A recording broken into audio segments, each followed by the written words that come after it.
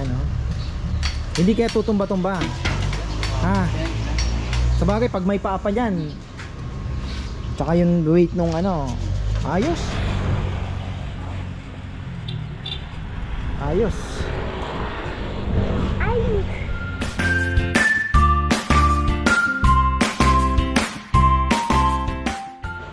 Hoy, ayan na, isang magandang buhay. Update ulit tayo sa ginagawa nating stove. Sana maging effective to. Ayaw pa daw gumawa ng isa eh. Pero tingnan muna natin to. Kung ano yung mga pwedeng i-adjust. Baka masyadong malaki, no, Jun? Pwedeng liitan ng konti. Kaya lang iniisip ko kasi mas maraming kahoy ang mailagay, makakapag high fire tayo talaga na. Pwede natin yung control na ano eh. Pwede natin pinag-dito.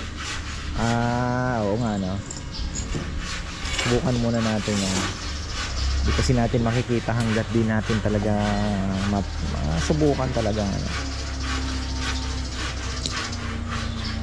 Talagang naka full weld oh.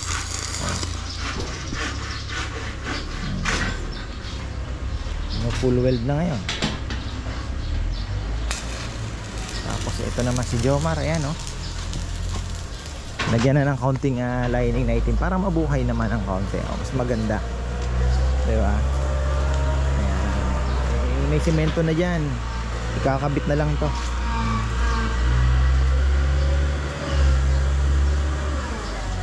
Kasi maraming dumadaan. Nakikita lang ka-farmers. Ano yan? Diba?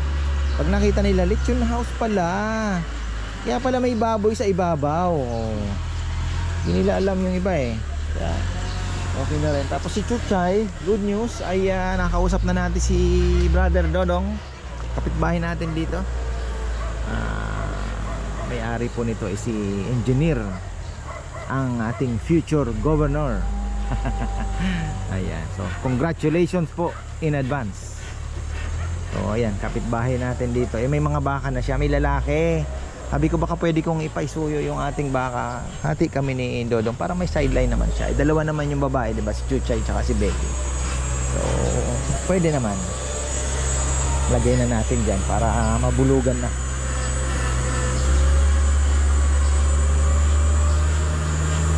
Yun pala eh. Yun pala eh.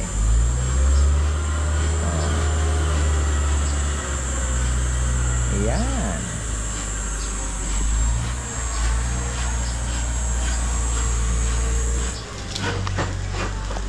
So, marami pa to eh.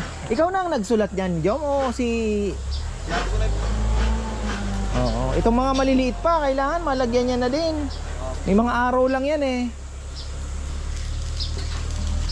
Ano naman ang pinagkakaabalahan itong aking asawa. Hindi na ako nagugutom ah. Pero may inasal ako nakatimpla dyan. Bacolod style chicken inasal.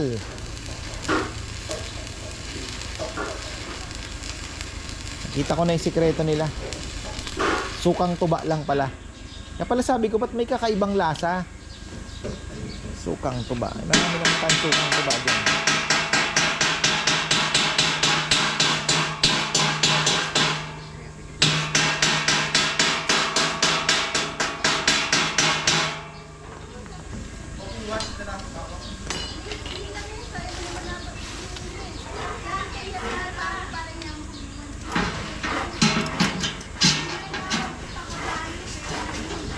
Uy. Stainless na para matibay. Tapos magkakabutas dito siya. Kukontrol natin para yung hangin papasok. At meron siyang, ayan, bilog. Tapos pwede rin ng kaldero. Kasi yung kaldero, may ganun pa rin naman siya. Makapatong natin yung kaldero dyan. Kaya lang, tingnan po muna natin kung ito kasi, siyempre yung mga nakikita natin, hanggat di pa natin nasusubukan, baka masyadong malaki din to. Pwede natin gawing parang 10 inches lang. Pero ako kasi po, ang inaano ko is maraming kahoy ang ilalagay ko ba. Kasi kailangan namin ng malakas talaga yung apoy, lalong lalo na kung magluluto po ng sarsa. high fire talaga kailangan namin. Kaya sabi ko, lakihan na para marami. Bago ko simulan, magpa-pile up tayo ng mga kahoy dyan. Oh. Tapos silbihan mo na yun sa ilalim. Dire-diretso na yan. Tingnan natin kung anong ano. Para makatipid-tipid tayo sa ano. Tipid tayo sa gas. Gasol. Ang mahal na ng gasol eh. Ang bilis eh. Dito na tayo magsasarsa ha. Pagka ano. Daming kawis taas. Ayan na. Magluluto pala kami ng ano ngayon. Chicken inasal mga ka-farmer na ano. Sukang tuba pala. Toyo, asukal, bawang at luya. Yun ang kanilang recipe. Pero hindi ko na nilagyan ng paminta. Tingnan natin kung ano. Yun na yung amoy eh. Yung kinain namin. Tapos ito na yung project natin. Lagyan na, pupormahan na ng paa ito. Naka full weld na pala. Nakatibay. Hindi siya matutumba basta-basta kasi napakabigat niya po. Kahit patungan natin ng mabigat na kawa, pero yung paa niya nakabuka pa din para may laman din nga naman yung kawa. Ano John, hindi basta-basta, 'di ba? Hindi basta-basta tatawag. Nakita ko sa Batangas, tosang eh. Bakal. Tapos yung drum na ano, bakal. Ginagawa din nilang lutuan 'yon. Pinuputol nila tapos nakashoot yung kawa doon. Tapos bubutasin nila, nandun yung kahoy sa... Ha? Kalahati. Kulit din ano? Pwede nga naman. Ito tingnan natin kung ano. Oh, ready na mga farmer. Mas gumanda na ngayon. Nakita nyo naman. Gumanda na ngayon. Oh. Diba? Ang ganda. Iniihaw ni Rizal hanggang ngayon. Mabango. Doon Ang bango hanggang doon Ang tunay na inasal.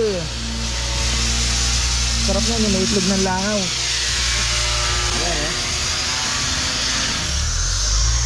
Ayan na. Ito na pala. Okay. Galing talaga yung dyan. Tinignan mo yun kung kakasya to. Kasya na. Lalagyan mo pa.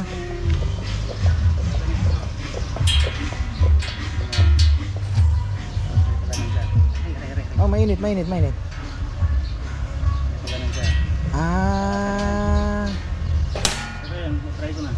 Okay na. Tingnan nga natin ang kawa. Talagang ayan Hindi kaya tutumba-tumba. Sabagay pag may paa pa dyan, tsaka yung weight nung ayos. Ang lakas niyan. Ganda ng naisip namin ito.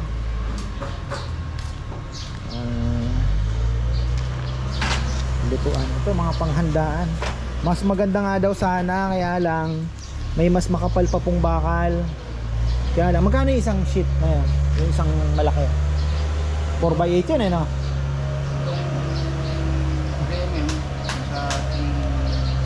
Nasa 3.6 mga 5. Oo, 5,000 siguro no? Isang buo na.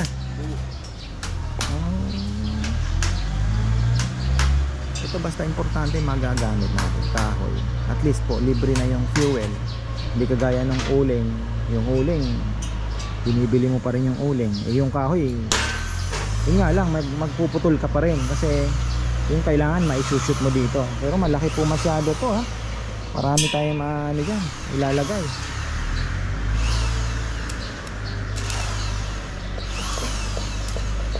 Maganda stainless kasi mas matibay sa init na yun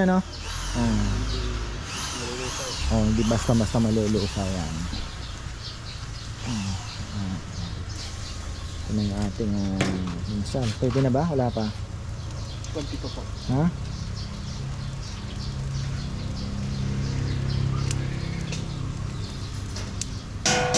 Ayun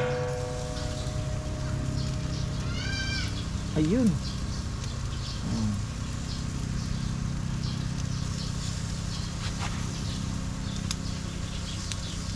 Si Kongkong hindi pa bumabalik? Hindi po. Kumuha ng tubig? Di, hinimatay na dun yun ah.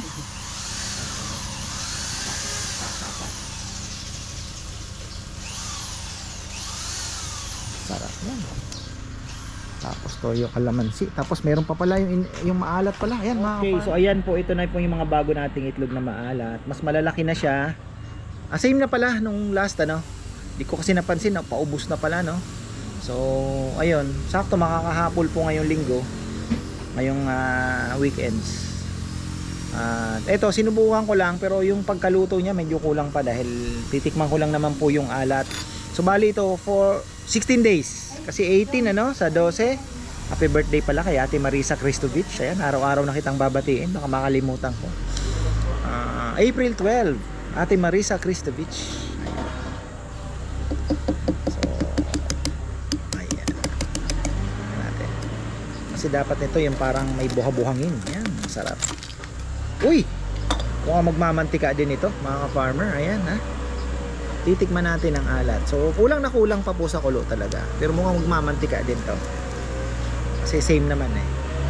Kita nyo, kulang pa po yung pagka-pakulo. Baka masubukan na natin itong lutuan na to bukas. Mukhang matatapos ni Junjun eh. So kulang sa luto, pero alat ang titikman natin.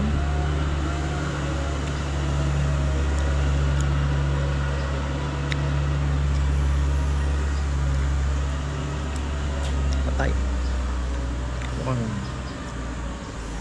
Mukhang sakto na yung alat. Mukhang ipapahango ko na. Baka sumobra naman at magreklamo naman yung kakain. Ako naman po gusto ko may alat ng konti, pero wag naman yung sobrang alat. Syempre lalagyan mo to ng mangga, lalagyan mo ng kamatis, kailangan pasok sa alat.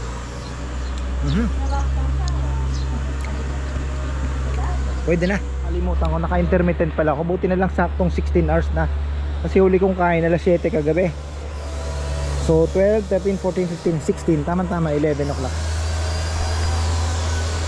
Alas 12 pa sana. Oy! Guy! Oy, natututungan ka na men. Hanguin mo na yan men. Napahango ko na yung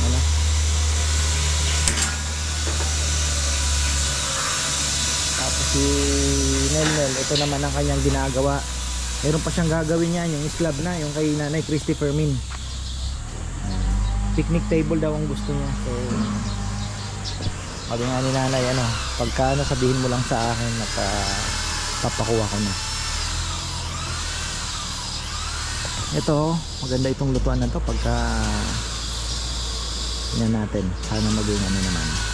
Kasi may option ka pa niyan eh. Kung mahina ang apoy, lalagyan mo ng blower. Nga lang, sasaksak mo pa kung abala pa.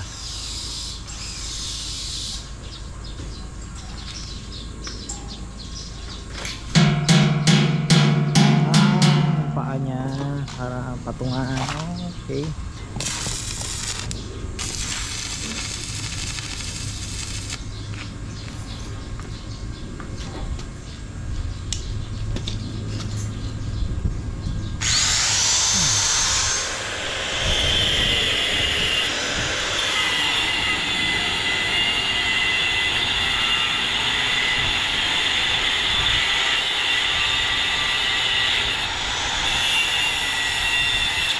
Yun.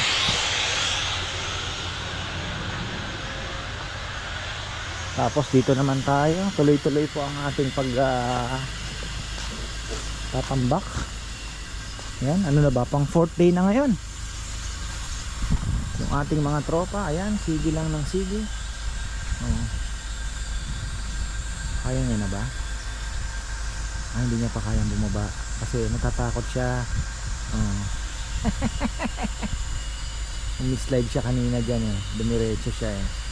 Kasi hindi niya pa alam gamitin yung preno. Ayun.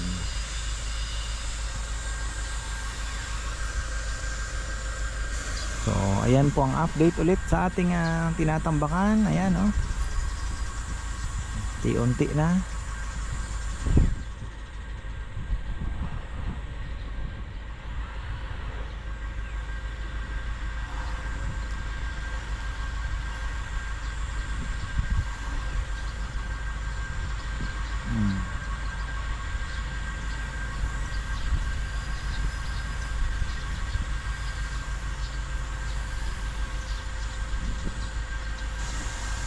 Pagod din, mainit po kasi hindi air condition yung kanyang loader eh, kaya madidrain ka talaga dyan sa init. Hindi naman tayo po pwedeng hindi mainit. Paborable kasi yung init gawa nung yung moist nung lupa. Kagaya po niyan, putik-putik. Pag naarawan, matitigas pa siya. So mas nakakausog pa yung ating loader, payloader. So kahit hanggang dyan pa makuha. Ewan ko lang kung makukuha pa po ito. Kahit mga 3 meters po dito. Malaki-laki pa yan. Susudsurin nila.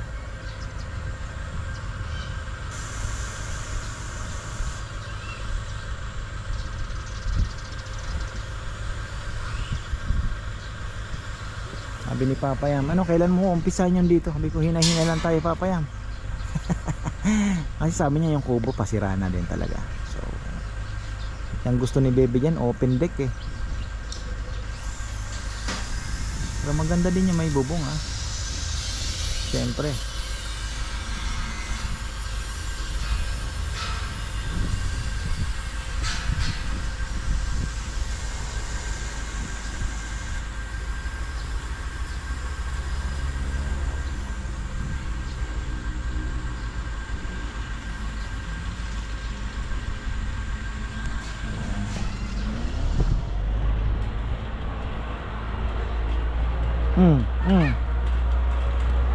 Ang init, tingnan mo ang itim nyo na.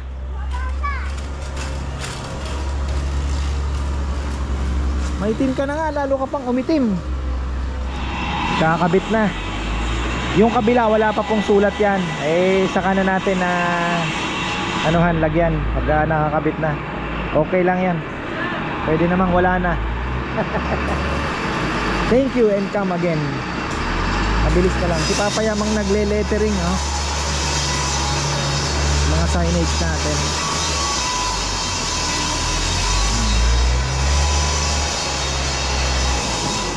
Ito yung mga yan lang yung arrow.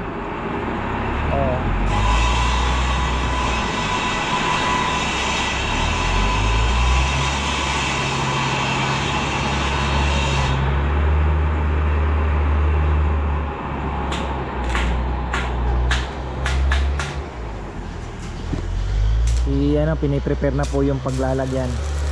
Kongkong at si Rizal tingnan nyo, nakakapasok na yung truck dito.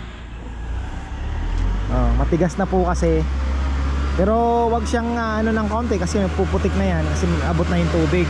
Pero yung putik na malambot nakukuha na.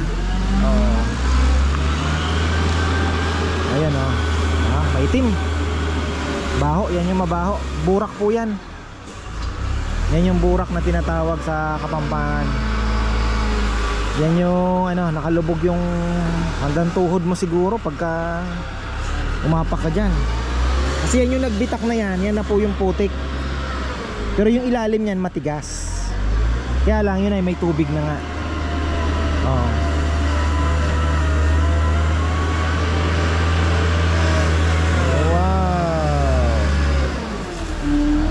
Bibilis din tayo. Kung kayo mag-alala, bibilis din tayo. Putik na lambot. Tubig na. Bibilis din tayo. Mamaya bibisitahin natin. Pagkatapos siguro dadaanan natin yung yung natapos naman ngayong araw. Pero bago yan, sisingit natin yung ating project signboard. Maganda rin, mayroon pang mas malaki nito kung pwede rin sana patulong tayo, payloader na mas malaki. Pwede kaya magpatulong. Tingin tayo sa Facebook kaya mas malaki para doon naman siya magtatambak. Tulak lang ng tulak.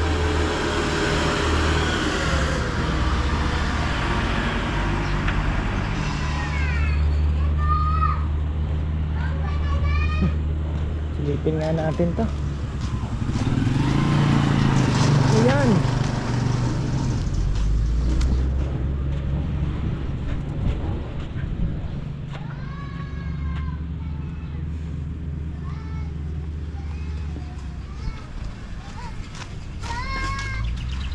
Tama lang pala ang taas eh. Ayun oh. Ayos, very good.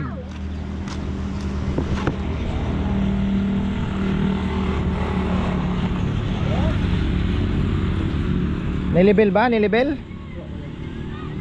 Pwede na. Buhos na boy. Ha? It's okay. Yan eh, dito tayo sa second eh. Ayun. Okay. Wala ka. Ayos na yan. Kung pag nagpipitas ka ng kalamansi, wag naman yung pag matigas pa. Muna munang pitasin. Okay. Wala na akong nabibitas. Hindi, sabihin mo sa akin, bibili na lang ako. Sayang yan eh, matigas pa eh. Hindi ko eh. Palakihin natin. Okay. Oh, banat. Yeah.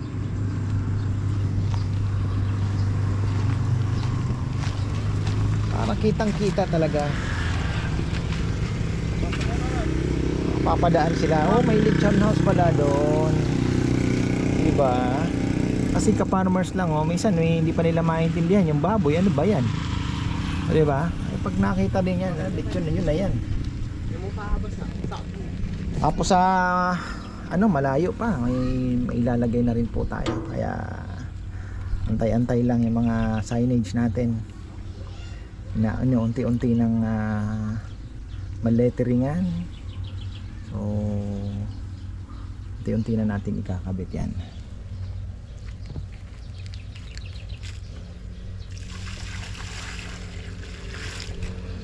Yan.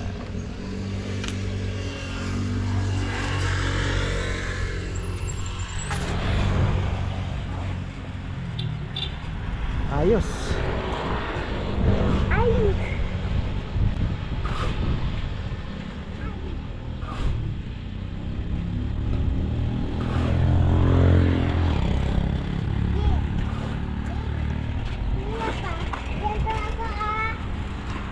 Na naman tayo. Ayan, balikan natin mga farmer. Grabe na init talaga. Ayan oh. Hanggang dito na lang po yan. Yung doon din, ganun din. Di ko alam kung ano ba diskarte nila. Kung hanggang dyan na lang o susudsurin pa yan, sasagarin. Medyo malambot na po ang lupa dito. Ayan, mabaho-baho pa. Kasi banda dun sa taas, tuyo yan. Mas mabilis po yan i-travel. At magandang i-dump.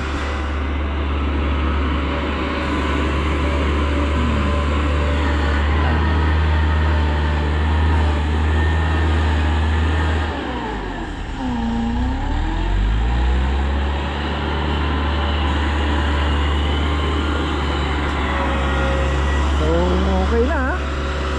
Lalim-lalim na yan. Pagka bumaba ka dyan, makikita nyo po ang difference. Almost siguro mga 20 inches na o 2 feet siguro ang ano, ang nakuha na din.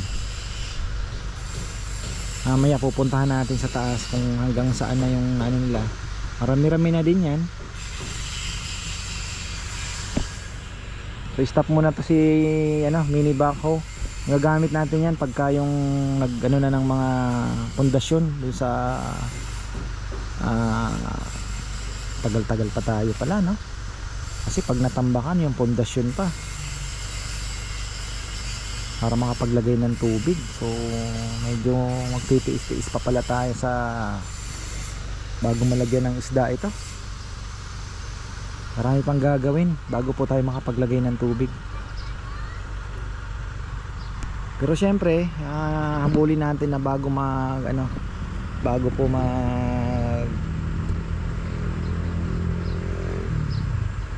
bago matapos ang tagulan. Yan. Yung kaldero. Bukan natin yung kaldero. Wala pa. Pasok na rin yung kaldero niyan. Sa ano na siya, no? Oh, ayos. Okay na yan. Oo, tama.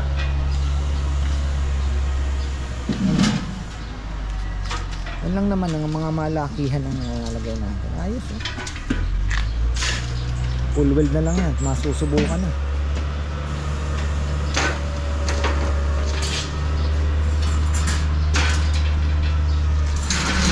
mabigat siya, hindi siya basta-basta tataob. Yun yung inaano ko kasi yung rocket stove, ang liliit lang. Konti lang ang maluluto mo. Ito talaga, kung gusto mo talagang pang malakasan na luto, dirty kitchen, pwede siya. Kasi kawali ang kasya eh. Kawa. Ayan na. O dito, nakapaglagay din po ng konti, pero doon nag-focus sila. Kaya lang naibaba nila yung loader doon sa malambot. Yung sa una nilang nabagsakan. Pero kaya naman sunduin yan. Daming backhoe, 2 ang backhoe. Ayan o.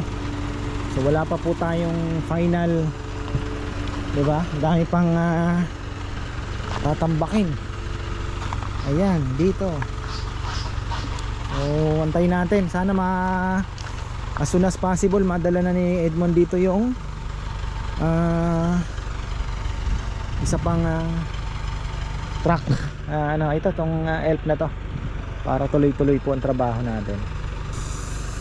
Marami-rami pa yan eh. Ayun lang, nabalahaw.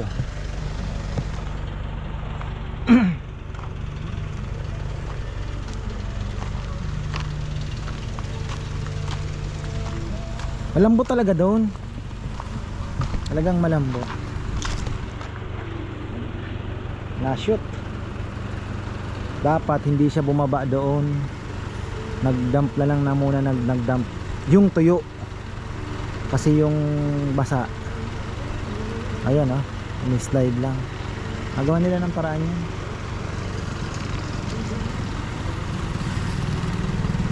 Malawak na.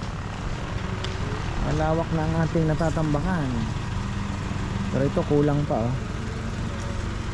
Antay pa tayo ng ang diskarte namin. Magpapapile pa ako ng, di ba kunyari napantay na nila, magpapapile pa po ako ng ng mga lupa pa pang namin, panghulip.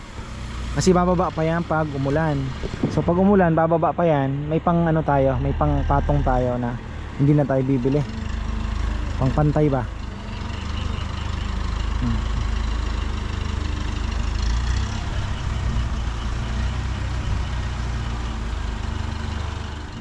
Ito na ang finished product. Init to. Yan. Okay, so ito yung takip. Pag ganun yung hawak kasi susungkitin mo yung pag mainit na eh. Pag may apoy na yan, wala na. Hindi mo na pumaano. So pwede po siya, pwede pala siyang iakyat oh. Hulog ka ng hulog dito ng matalim. Maghuhulog ka ng kahoy dito. Tapos sasara mo. Ito naman yung hangin, control ng hangin. Tingnan natin, pero kung mahina po, pwede nating ito, pwede din buksan to. Para may hangin na papasok. Paakyat yan. Pero kung hindi, pwede lagyan ng fan. Yung fan, maganda din yun.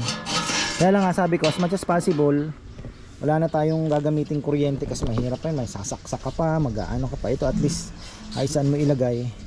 Hindi po ito basta-basta tataob. Ay, kabigat. Hindi kayang itumba ng to. Kahit malaking kawa, kahit puno yung kawa. Hindi po basta-basta. Yung bigat oh. Ayun. Ating projects to. Bilis lang ginawa ni Junjun. Sabi niya kuya, may pwede pang gumawa ng isa. Dalawa kasi ang kailangan. Kaya lang, tingnan natin to. Masusubukan bukas kung okay na, di same na same. Tapos kung anong mga adjustment, yun ang gagawin natin. Kung mayroon mga adjustments. Pero kung wala, alam mo, pwedeng lakihan pa dito.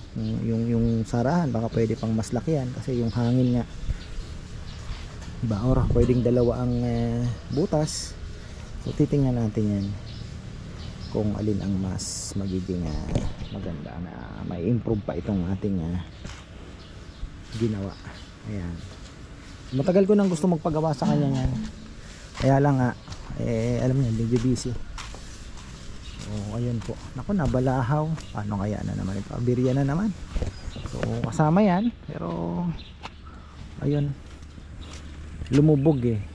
Malambot kasi talaga doon. Doon po unang na ano yung truck, doon siya bumaba. Kaya ang maganda dyan, malagyan yung tuyo na lupa. Matambakan ng tuyong lupa muna. Ibale. So ayan mga ka-farmer, hanggang dito po muna. At yan po yung ating fourth day ng ating patrabaho. Parang third day lang eh, kasi yung una halos aberya pa po eh. So ayun, at hoping na sana dalawa na po yung magamit na help para naman mas mabilis po ang trabaho natin. Huwag munang uulan sana. So ayan, marami pong salamat at magandang buhay.